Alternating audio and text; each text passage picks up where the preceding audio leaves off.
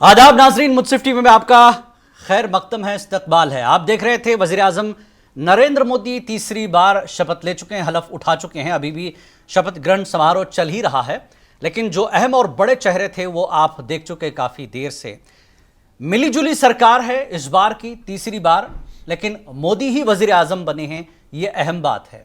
भले ही एनडीए सरकार है, बीजेपी की सरकार नहीं, एनडीए की सरकार है। वो खुद मोदी जी अब कह रहे हैं कि अब एनडीए की सरकार है। तो चलिए इस पूरे मुद्दे पर बात करते हैं कि इस मिलीजुली सरकार में जो चेहरे अब तक आपने देखे हैं, किस तरह की सरकार होगी और किस तरह का मिला जुला जो है असर देखने को मिलेगा आइंदा दिनों में इस सरकार में। हमारे साथ हैं, मैं अपने मेहमानों का इस्तकबाल कर लूँ और तारुफ करा दूँ आपको। ऑनलाइन जुड़े हैं जनाब फाजिल हुसैन परवेज, एडिटर हैं, गवाह हैं, सीनियर सहाफ़ी हैं, और साथ में हमारे दूसरे मेहमान हैं शुजात अली सूफ़ी साहब, कांग्रेस से जुड़े हैं, और तीसरे मेहमान मेरे गेस्ट जो है स्टूडियो में मौजूद हैं, फिरासत अली बाकरी साहब, बीजेपी से। आपका बहुत बहुत इस्तकबाल है।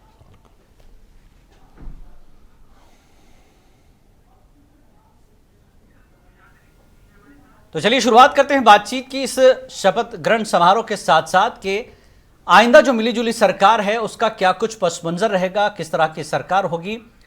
फिरासत बाकरी साहब हमारे साथ स्टूडियो में मौजूद हैं। बीजेपी की सरकार है, आपको बहुत बहुत मुबारक। मोदी जी तीसरी बार बने हैं, नेहरू के बराबर कहूंगा तो शायद हो सकता किसी को एतराज हो, लेकिन रिकॉर्ड में बराबर हैं। रिकॉर्ड में नरेंद्र मोदी तीसरी बार वजीर आजम बने हैं मुल्क के। ठीक है, कम सीटों से सही, लेकिन बड़ी जमात के तौर पर 240 सीटों के साथ गठबंधन की सरकार बनी है, इत्तेहाद वाली सरकार बनी है, मिलीजुली सरकार बनी है। इस सरकार को कैसे देखते हैं फिरासत बाकरी? ये गठबंधन सरकार हमारी जो है 2024 में नहीं बनी है जीवानी साहब। हमारा एनडीए का जो अलायंस है जी, मई 1998 से हमारा अलायंस है। जब हमारे जरूरत नहीं भी थी जी, हमारे कोई अलायंस की, उसके बावजूद भी हम एनडीए के पूरे पार्टनर्स को हमारे जब से है, लेकिन अब जरूरत वाली सरकार है। सुनिए मेरी बात। जब हमारी जरूरत नहीं थी जी, 2014 में 282 हमारे मेंबर ऑफ पार्लियामेंट आ गए थे फ्लोर पे। हमारे को किसी एनडीए पार्टनर की रिक्वायरमेंट नहीं थी जी। जब भी हम एनडीए पार्टनर्स को साथ लेके चले, कैबिनेट बढ़ दिए। 2019 में 303 आने के बाद भी हम पूरी अपनी एनडीए को लेके चले। ठीक, आज 2024 में हमारी 240 सीट आए हैं। अब यहाँ पर जिम्मेदारी बनती है हमारे एनडीए पार्टनर्स की कि हमारे प्राइम मिनिस्टर नरेंद्र मोदी के साथ साबिका में जैसे 10 साल काम किए हैं, या आने वाले 5 साल भी हमारे साथ गठजोड़ सरकार बोलिए या मिलीजुली सरकार बोलिए, हमारे साथ खांधे से खांधा लगा के आवाम के, पब्लिक के बेटरमेंट के लिए काम करें। ठीक है, शुजात अली सूफ़ी साहब, इस सरकार को कैसे देखते हैं और इस मिलीजुली सरकार का क्या असर देखते हैं आप? का सिंदूर वाली सरकार है, उधार सिंदूर लेकर सरकार बनी है। और ऐसी सरकारें जो आइडियोलॉजिकल टोटली डिफरेंट हों जी, इस मुल्क में चल नहीं सकती, क्योंकि हिंदुइज्म को मोदी ने इंतहाई गलत अंदाज में पेश किया और अवाम ने उसको रिजेक्ट किया। जी, अवाम में रिजेक्ट किया, 240 सीट आ गए हैं। बोलने दीजिए। मोदी की जबान से मुसलसल आग उगली जा रही थी और देश के अवाम ने इस गंदी सियासत को शिकस्त फाश दे दी। जी, ये लोग कल तक मोदी की सरकार कह रहे थे, आज हर आदमी वो बीजेपी का ये कह रहा है कि नहीं, ये एनडीए की सरकार है, तीसरी बार एनडीए की सरकार आई है, तो ये सरकार चलने वाली नहीं है। आज से ही इसका काउंट डाउन शुरू हो गया है। जी, ठीक है। ये कैसे चलेगी, क्या चलेगी, आने वाला वक्त बताएगा, लेकिन फिलहाल मोदी वजीर आजम बने हैं। एनडीए की सरकार ये जरूर है, जैसा कि शुजात साहब ने कहा कि ये एनडीए की सरकार है। हमारे साथ डॉक्टर फाजिल हुसैन परवेज साहब भी हैं, एडिटर, गवाह हैं। फाजिल साहब, आपने दोनों प्रवक्ताओं को सुना, दोनों तर्जुमानों को सुना, बीजेपी और कांग्रेस के, और ये आप शपथ ग्रहण भी आप देख रहे हैं काफी देर से। जो चेहरे, जिस तरह से हर स्टेट की नुमाइंदगी यहां पर नजर आई है, कैसे देखते हैं इस सरकार को, मिलीजुली सरकार को? फाजिल साहब। जिलानी साहब जी, एक तो हलफ बर्दारी की तकलीफ है जी, और दूसरा है इसमें शरीक होने वालों की बात जी। तो मेरा ये अंदाजा है कि ये जो हुकूमत है जी, इसमें अमित शाह का खत कम किया जा रहा है और राजनाथ सिंह को थोड़ा प्रमोट किया जा रहा है जी, क्योंकि वो उत्तर प्रदेश के बहुत बड़े खदावर लीडर समझे जाते हैं। बिल्कुल। और हालिया अरसे के दौरान उनके साथ जिस तरह से सुलूक हुआ, तो उसका असर यूपी में भी देखा गया और भी कई वजूहत थी। तो लिहाजा आज का जो हलफबर्दारी की तकरीब है जी, जिस तरह से पहले जो लिस्ट जारी हुई वहाँ की जी, काउंसिल ऑफ मिनिस्टर्स की, उसके लिहाज से नंबर 2 पोजीशन जो है राजनाथ सिंह को दी जा रही है जी, अभी तक के लिहाज। दूसरी चीज ये है कि जो हलफबर्दारी तकरीब में जी, जैसा पहली मरतबा मोदी साहब जीते थे, जी, तो उन्होंने अपने पड़ोसी मुल्कों ममालिक को के सरबराह को मदऊ किया था बिल्कुल, और उस वक्त नवाज शरीफ साहब तशरीफ लाए थे। जी, इस मरतबा उन्होंने पड़ोसी ममालिक को दावत जरूर दी। जी, और हैरत की बात यह है कि मालदीव जिससे इतने ताल्लुकात खराब हो गए थे, बिल्कुल, जिन्होंने हिंदुस्तान की फौज को वापस जाने का अल्टम दिया था, इसके जवाब में मोदी साहब ने एक बाकायदा लक्षद्वीप के लिए एक प्रोमो चलाया था। और इसराइल के वजीर आजम ने भी अपने अवाम को कहा था कि जहाँ मोदी गए वहां पर जाया कर। उसके बावजूद भी जो है मालदीव के सदर को मदऊ किया गया और वो शरीक भी हुए, जी, पाकिस्तान को छोड़ दिया गया। हालांकि मोदी साहब और शरीफ खानदान के बहुत करीबी रवाबित थे। जी, लास्ट टाइम तो अचानक बिरयानी खाने भी चले गए पाकिस्तान। बिल्कुल, तो पाकिस्तान के साथ जो पॉलिसी थी वही रहेगी ये हुकूमत की। और वज़ारत ख़ानदान में यकीनी तौर पर बड़ा रद्दोबदल होगा। जी, और रही बात कि ये पहली सरकार है जिसमें मोदी साहब का सीना 56 इंच का नहीं रहेगा। जी, तो इस वक्त बेसाखियों के सहारे चल रहे हैं। और रही बात कि चंद्रबाबू नायडू और नीतीश कुमार जी, किस हद तक साथ देंगे तो आने वाला वक्त बताएगा। बिल्कुल, क्योंकि नीतीश कुमार साहब सलाहबाजी खाने की अपनी आदत से बचते हैं। जी, और दोनों भी जो है जैसा किया है वो संभाल, तो एक 2.5-3 साल तक तो हुकूमत चलने का चांस है। जी, और बड़ा बढ़िया इम्कान है कि उद्धव ठाकरे भी वापस आ जाएंगे, क्योंकि उन्होंने वो जो है की कार्रवाई शुरू हो चुकी है कि किसी तरह से दोबारा महाराष्ट्र के सीएम बन जाए। जी, और एक तरफ जो है अजीत पवार का नाराजगी चल रही है कि प्रफुल्ल पटेल को जो है एमओएस किया गया, तो जो आदमी पहले कैबिनेट मिनिस्टर था उसको डिमोट किया गया। तो अजीत पवार की नाराजगी तो हो सकता है कि आने वाले दिन में महाराष्ट्र की सियासत में तब्दीली और एक बार फिर उद्धव ठाकरे जो है जी, आपके एनडीए के धारे में शामिल होंगे। बिल्कुल, तो 2-2.5 साल तक तो ये हुकूमत वही बनी है, जैसे 75 साल के हो जाएंगे जी, उसके बाद बड़े हद तक चेंजेस आ सकते हैं। बिल्कुल, आपने 2-3 पॉइंट की तरफ यहां पर इशारा किया। एक तो इस सरकार का रवैया कैसा होगा। फिरासत बाकरी साहब, 3 चीजें नोट करने वाली हैं। जैसा कि लगातार आपके सारे नेता, खुद मोदी जी कह रहे हैं कि इस बार जो है एनडीए सरकार, ये बिल्कुल खुल के साफ तौर पर कहा गया, एक बार भी नहीं कहा गया कि बीजेपी सरकार है या मोदी सरकार है। अब कोई नारा नहीं लगाता जिस तरह से रैलीज में नारा लग रहा था। दूसरी बात, पड़ोसी ममालिक से रिश्ता कैसे होगा। पहले यह था, जैसे फाजिल साहब ने इशारे दिए, कि आपके ताल्लुकात और रिश्ते कैसे होंगे, क्योंकि अब सरकार मिली जुली है, आपको सारे निर्णय एनडीए के दलों के साथ मशवरे करने के बाद ही लेना पड़ेगा। यह दूसरी बात। तीसरी, 75 साल के होने जा रहे हैं, क्या मोदी 2-2.5 साल के बाद चेहरा बदलेंगे सरकार का। फिरासत ये जो हमारे फाजिल साहब हो या हमारे शुजात साहब हो जी, ये दोनों हमारे साथियां में से सीनियर है जी, ये जो कह रहे हैं जी कि एक कह रहे हैं कि 2 और 2.5 साल सरकार चलेगी कंफर्टेबली जी, और शुजात में तो कह दे रहे हैं कि अभी से काउंटडाउन शुरू हो गया है। नहीं, ये तो जो दिख रहा है वो महसूस कर रहे हैं तो वो बोल रहे हैं। हम डे 1 से, जब से 2014 से प्राइम मिनिस्टर नरेंद्र मोदी बने हैं, हम वहां से ही कह रहे हैं कि एनडीए की सरकार है जी, आज नहीं कह रहे हैं हम जी। बीजेपी का कहना, बीजेपी के हमारे तमाम लीडरों का कहना है कि हमारा अलायंस में 1998 से हमारा एनडीए अलायंस है, वाजपेयी गवर्नमेंट से हमारा अलायंस है, 2014 में अलायंस था, 2019 में था, 2024 में है। तो हम आज नहीं बोल रहे कि एनडीए सरकार है बोल के जी, हमारा सरकार जिस तरीके से हमारा निभाना है, पब्लिक के लिए काम करना है, सबको लेकर चलना है, हमारा नारा था, नारा है, नारा रहेगा। पब्लिक को नहीं, अब आपको दलों को लेकर चलना है। नहीं, पब्लिक के साथ दलों को लेकर चलना है, हमारा नारा था सबका साथ, सबका विकास, सबका विश्वास। अब हम सब प्रयास करके तीसरी मर्तबा प्राइम मिनिस्टर श्री नरेंद्र मोदी साहब को प्राइम मिनिस्टर बनाया गया है और ये 5 साल कामयाब हम हुकूमत चलाएंगे। जी जी जी। रवैया जो है सरकार का कैसा रहेगा? पहले जो फैसले लिए जाते हैं पहले जो फैसले लिए जाते थे, क्या उसमें अब नरमी होगी? क्योंकि हर चीज मोदी की गारंटी, मोदी का वादा, मोदी का फैसला, ये बदलेगा नहीं इलेक्शन फाजिल साहब और शुजा साहब तो ये इशारा कर रहे हैं। हम इलेक्शन में तो वही कहें, आने वाले इलेक्शन में वही कहेंगे, मोदी गारंटी कहेंगे, क्योंकि एनडीए की गवर्नमेंट फॉर्म हुई है। अब यहाँ पे जो हमारे अंडरस्टैंडिंग होते हैं एनडीए के साथ, जो हमारे माहिदे हैं, जो पूरे दलों के साथ जो एडजस्टमेंट है, उसके मुताबिक काम होगा और वो बेहतर काम होगा। ठीक, शुजात साहब आप तो कह रहे थे कि सरकार बस यहां से काउंटडाउन शुरू हो गया। फिरासत बाकरी बोल रहे हैं कि हम सब दलों को साथ लेकर चलेंगे, जनता के साथ हैं और दल के भी साथ हैं।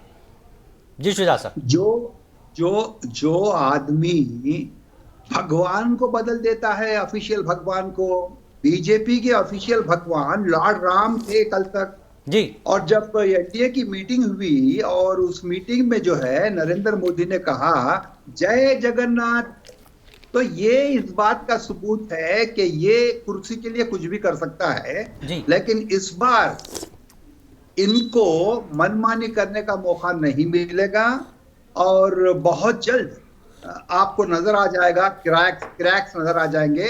वैसे आज भी क्रैक नजर आ गया, जैसा कि आपने अपनी कमेंट्री में कहा। एनसीपी के दोनों लीडरों ने आज एतराज किया और ओपनली उन्होंने कहा कि हम जो है मिनिस्टर फॉर स्टेट का ओहदा नहीं लेंगे। अगर आपकी जो है कोशिशें चल रही थी 4-5 दिन से 6 दिन से जो भी हुआ, उसमें आपने उनको कन्विंस क्यों नहीं किया? और एक बात, आज जब चंद्रबाबू नायडू एयरपोर्ट से वहां पर पहुंचे तो उनके चेहरे पर अजीब सी हवाइयां उठ रही थी, क्योंकि मोदी उनके जो डिमांड थे उसको मानने के लिए तैयार नहीं थे। और नायडू के फर्जंद ने पिगासुस का भी बड़ा मसला उठाया। उन्होंने कहा कि उनके फोन भी टैप किए गए।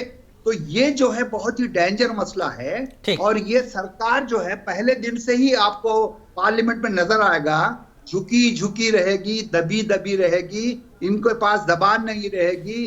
राहुल गांधी ने जो मुद्दा उठाया है स्टॉक मार्केट का, वो इतना स्ट्रांग इशू है, इतना बड़ा स्कैम है कि आपने हिंदुस्तान की आवाम को 30 लाख करोड़ का चूना लगा दिया। प्राइम मिनिस्टर और होम मिनिस्टर सरकार में रहते हुए दलाल कैसे बन सकते हैं? तो पैसे के लिए दलाल भी बन जाएंगे। ये किसी जो है खास घराने के शेयर खरीदने के लिए लोगों को उकसाएंगे और ये कहकर नहीं, ये इश्यूज तो निकलेंगे आगे जाकर, जैसे भी अपोजिशन क्योंकि स्ट्रांग है, धमाका होने वाला है, अपोजिशन मजबूत है, ये इश्यूज बराबर निकलेंगे, इस पर बात भी होगी। फाजुल परवेज साहब, आज का जो शपथ ग्रहण रहा है, हलफ बर्दारी रही है, जितने भी चेहरे आपने देखे, मैं लगातार देख रहा था कि जिस तरह से हर रियासत में जहां या तो कमजोर हैं या जहां से इस बार सीटें ज्यादा निकली हैं, उसको पूरी तरह से नुमाइंदगी देने की एक कोशिश रही है। यानी एनडीए को अभी से मोदी कैबिनेट में मजबूत करने की पूरी कोशिश की गई है। कैसे देखते हैं आप? देखिए साहब, ये कोशिश तो कर रहे हैं लोग जी, मगर खुद बीजेपी में जो है आने वाले चंद महीनों में या चंद दिनों में ये बीजेपी तकसीम होने वाली। कैसे? गडकरी ग्रुप, नितिन गडकरी का एक ग्रुप बनेगा जी, और योगी जो है, योगी को अभी आपने देखा होगा कि वह बाकायदा जो यूपी के रिजल्ट के बाद हलचल मची भी और ये अंदाजा किया जा रहा है कि पार्टी के अंदरूनी लोगों ने मोदी को हराया, क्योंकि मोदी का खत जो है पार्टी से बड़ा हो गया था जी। तो खत करने के लिए जो है बाकायदा साजिश के तहत वहां पर साजिश की। और गडकरी का अगर आप देखेंगे जी, तो जिस तरह से लोग उठकर उनका मोदी का एहतराम करते हैं, गडकरी बैठे हुए रहते हैं, इसका असर उत्तर प्रदेश में काफी नजर आया फाजिल साहब। जी जी, और यूपी जैसा, यूपी जो गढ़ था, दिल है जी, जहाँ हुकूमत की बुनियाद है जी, वहाँ पर जो जहाँ से खुद योगी और मोदी साहब कॉन्टेस्ट करते हैं, वहाँ से खुद मोदी साहब को जो है पहले 3,72,000, फिर 4,19,000, उसके बाद 1,52,000 काट जी, जो लगा। तो उसके बाद ऑटोमेटिक जो है उन्हें वज़ीर आज़म को तो बना दिया गया जी। फिर जहां तक जो बहस साफ ही हमारी जो रिपोर्ट से जी, बिल्कुल मोर देन 50% बीजेपी के अरकान मोदी को वज़ीर आज़म के तौर पर कबूल करना नहीं चाहते। ठीक, और ये आने वाले दिनों में एक बगावत हो सकती है तो बगावत कामयाब होगी वो इनकलाब कहलाती है। ठीक, बिल्कुल। तो ये रिप्रेजेंटेशन अपनी जगह पे तमाम तबकात को भी वो दिया गया है, मगर जैसा कि शिवराज साहब ने फरमाया जी, ये चंद्रबाबू नायडू का जो अध्यक्ष जो पांच के हालात की अक्कासी कर रहा था, जी, वो स्पीकर का मुतालबा कर रहे थे और कैबिनेट बर्थ तलब कर रहे थे, जी, और ये लोग जो है मानने तैयार नहीं, तो एक तो ताकत के तौर पर रुक रहे हैं। जी, तो आगे चल के बात थी कि बीजेपी के जो रेबल ग्रुप हो सकते हैं, जी, तो बापू फिर नीतीश कुमार का कुछ ना कुछ गुल खिलाएंगे। बिल्कुल।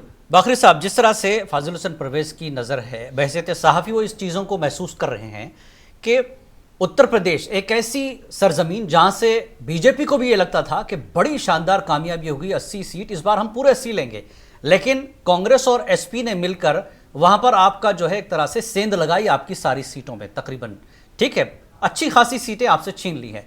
तो ये पहला पड़ाव है जहां से आपको एक इशारा और भी किया उन्होंने कि बीजेपी वर्सेस बीजेपी भी बहुत कुछ चल रहा है अंदर। बाखरी साहब, ये बीजेपी वर्सेस बीजेपी जो चल रहा है, जो बोल रहे हैं फाजिल साहब, जी, मैं समझता हूँ इसकी नॉलेज उनको ज्यादा होगी। जी, हमारे पास तो कोई ऐसा बीजेपी वर्सेस बीजेपी होने का कोई सवाल ही नहीं है। जी, हमारे पास जो डायरेक्शन दिया जाता है, शायद प्राइम मिनिस्टर नरेंद्र मोदी हो जी, या अमित शाह जी हो या फिर जेपी नड्डा जी हो, हमारा जो नेशनल हमारा संगठन है, हमारा जो प्रोटोकॉल है हमारा, उसके मुताबिक जो डायरेक्शन आता है उसके मुताबिक काम चलता है और उसी के मुताबिक हम काम करते हैं। हमारे पास कोई इंटरनल डिस्प्यूट नहीं है। ये अननेसेसरी सोशल मीडिया के जो सोशल मीडिया यूनिवर्सिटी के जो अपडेट्स हैं, मैं समझता हूँ हमारे फाजिल भाई हो या शुजात खान साहब हो, उस पर ज्यादा तवज्जो देते हैं सोशल मीडिया पे। आज हमने देखा राजनाथ सिंह जो है सेकंड पोजीशन पर बैठे, नहीं, राजनाथ सिंह थर्ड पोजीशन पर जो है अमित शाह बैठे। जिलानी साहब सुनिए, ये छोटी छोटी चीजें हैं, लेकिन कहीं ना कहीं सहाफी को क्लिक करती हैं। Second position, third position, fourth position कुछ नहीं है। जिसको जहां पर भी बैठना है बैठे हैं, वो इशू नहीं है हमारे पास। नहीं सर, ये राष्ट्रपति भवन का शपथ ग्रहण हो रहा है और इसमें प्रोटोकॉल मेंटेन होता है। प्रोटोकॉल में इस तरह से बैठाया जाता है, कोई अपनी मर्जी से नहीं बैठ सकता। मैं बता, देखिए योगी जी कहां बैठे हैं, अब इस पर भी आएंगे। योगी जो जहां पर योगी जी कहां पब्लिक में बैठे हैं, योगी जी जहां वीआईपी के पीछे, जिलानी भाई, योगी साहब जहां बैठे हैं वहां पूरे स्टेट के चीफ मिनिस्टर बैठे हैं, बिल्कुल, और उसके आगे पूरे गवर्नर्स बैठे हैं। आप जैसा बता रहे हैं, राष्ट्रपति का प्रोटोकॉल है, प्रोटोकॉल के तहत ही बैठे हैं। इसके अंदर हमारे पास पार्टी के अंदर किसी किस्म का कोई भी 1 2 3 4 5 कुछ भी नहीं है। जो डायरेक्शन होते हैं नेशनल प्रेसिडेंट के, प्राइम मिनिस्टर के, उसी के मुताबिक काम होता है। जी शुजात साहब, एक फर्द, एक खद, एक लीडर, यही लड़ाई की वजह बन रहा है बीजेपी वर्सेस बीजेपी की। ये हम आखिरी 5-6 मरहले से कहते आ रहे हैं और फाजिल साहब ने भी वही इशारा किया है। देखिए, मैं एक बहुत ही गंभीर जो है मौजू नुक्ता है, गंभीर नुक्ता है जी, वो ये है कि अगर मोदी वाकई लीडर है एनडीए का, तो मोदी का चुनाव बीजेपी की पार्लियामेंट्री पार्टी में क्यों नहीं हुआ? क्यों मुश्तरिका जो है जलसे में हुआ, मुश्तरिका मीटिंग में हुआ?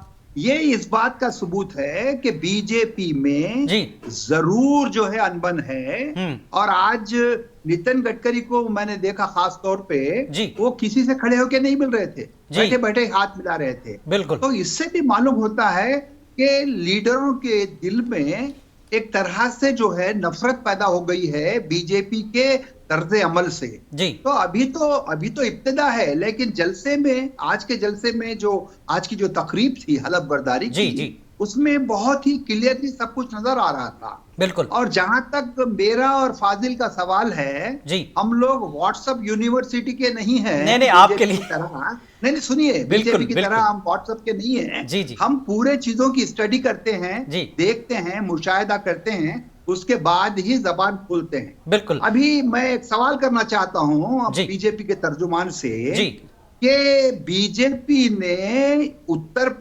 आंध्र प्रदेश के जलसों में भी कहा कि हम 4% रिजर्वेशन को खत्म कर देंगे। बिल्कुल। तो अब सरकार में वो शामिल हो गए हैं, उनके साझेदार बन गए हैं दिल्ली में, तो क्या वो जुर्रत कर सकेंगे 4% रिजर्वेशन को खत्म करने की? चंद्रबाबू ने तो क्लियर कर दिया कि उसको उस पर कुछ नहीं होगा, वो पहले से है। जिलानी साहब, जिलानी साहब मेरी बात सुनिए। सबसे पहली बात क्या है Bharatiya Janata party communal party है नहीं। और जो है अंधभक्तों की पार्टी है। कांग्रेस तो पार्टी इनको क्या है ये फिर? नहीं- कांग्रेस इनको पार्टी ये क्या है नहीं- शुजात साहब? ठीक है। जो रिजर्वेशन, ठहरिए, जो रिजर्वेशन दिए गए हैं मुसलमानों को, मुसलमान वो रिजर्वेशन, माइनॉरिटी के नाम पे आज रिजर्वेशन आपका- बीजेपी नहीं देगी, डे वन से बोल रहे हैं हम।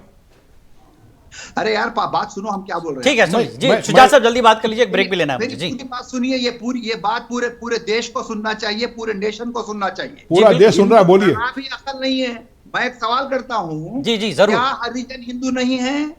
क्या ट्राइबल हिंदू नहीं है? क्या बीसी हिंदू नहीं है? तो फिर इनको आपने रिजर्वेशन क्यों दिया? क्या जवाब है आपके पास? ठीक है कि वो सोशली बैकवर्ड है, ठीक है, मान लिया। फिर मुसलमान अगर सोशली बैकवर्ड हैं, कमीशन बैठकर कहता है कि इनकी हालत दलितों से भी बदतर है और इनको रिजर्वेशन मिलता है। आंध्र प्रदेश में तो बैकवर्ड क्लासेस कमीशन को 2 बार बिठाया गया, जी जी 2 बार बिठाने के बाद 4% को कबूल किया गया। तो इसको ये गलत कैसे करार देते हैं भाई? मजहब के नाम पे गुंजाइश नहीं है, मजहब के नाम पे दिए ही नहीं। इत्तेफाक से वो कैटेगरी में जो लोग आते हैं बिल्कुल। वो मुसलमान हैं, तो आप कैसे महरूम करेंगे? हिंदुस्तान किसी के बाप की जागीर है क्या? ठीक है। हिंदुस्तान क्या एक खास फिरके की जागीर है क्या? हिंदुस्तान पूरे हिंदुस्तानियों की जागीर। बिल्कुल हिंदुस्तान में सबके साथ इंसाफ होना बिल्कुल। है। किस तरह ये की मसला होना चाहिए। ये मिलीजुली सरकार में कहां टकराव हो सकता है और किस तरह के अपने अपने जहन और तहफुजात हैं, इस पर भी बात करेंगे। छोटा सा ब्रेक के बाद तमाम मेहमान मेरे साथ जुड़े रहेंगे। फाजिल साहब, शुजात साहब, बाकरी साहब, तीनों लगातार जुड़े रहेंगे। इस गठबंधन में कैसी सरकार चलने वाली है, छोटे से ब्रेक के बाद।